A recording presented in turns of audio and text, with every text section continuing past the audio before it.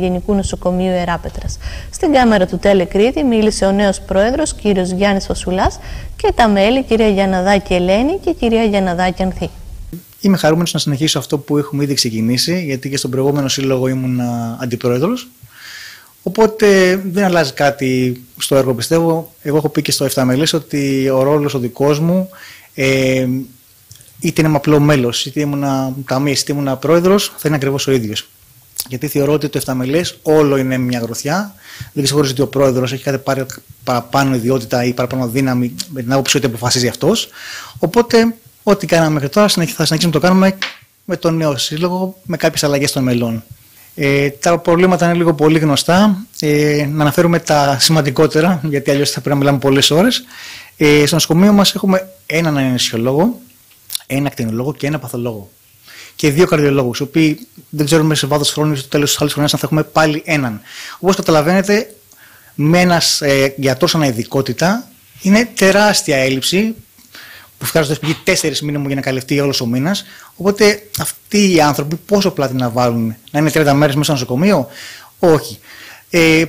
Παραδείγματος χάρη, στο αναισθησιολογικό, επειδή τυχαίνει να είμαστε στο χειρουργείο, η κυρία Ψαρομαχαλάκη, παρότι είναι μόνη της, βοηθάει, κάνει μεταπρονά χειρουργία, ό,τι χρειαστεί 24 ώρες, 24, 365 μέρες το χρόνο, είναι εδώ. Με το τηλέφωνο stand-by και έρχεται. Γιατί κοιτάει το ανθρώπινο συμφέρον πάνω απ' όλα, πάνω από το προσωπικό της. Αυτό όμως δεν μπορεί να συνεχιστεί για πολύ, γιατί πώς θα αντέξει? Καλείται και στο κέντρο υγείας σε οτιδήποτε επίγον προκύψει.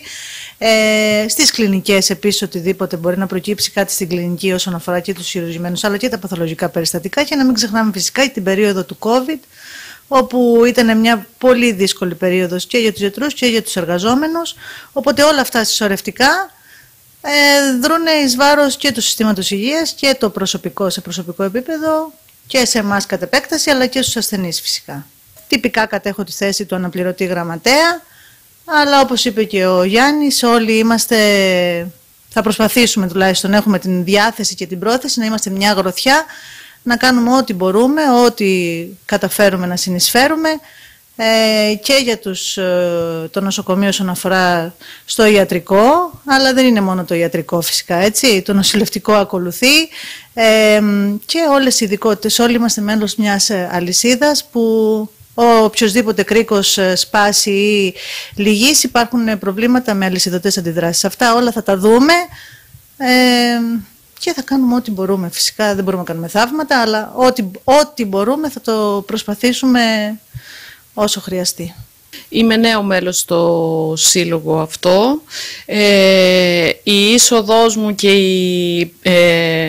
να λάβω μέρος στις εκλογές ήταν μια πολύ συνειδητή απόφαση, διότι γνωρίζουμε τα προβλήματα τα οποία μας κατακλείζουν καθημερινά, όχι εξονυχιστικά, αλλά έχουμε μια καλή εικόνα των προβλημάτων.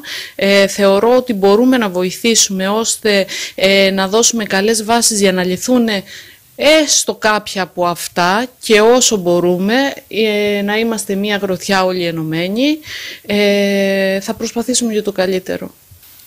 Θα βάλουμε λοιπόν τα δυνατά μας και να θυμίσουμε ότι ο Σύλλογος φυσικά δεν είναι εδώ για να διοικεί, δεν διορίζει, δεν απολύει κόσμο, είναι όμως εδώ για να διεκδικεί.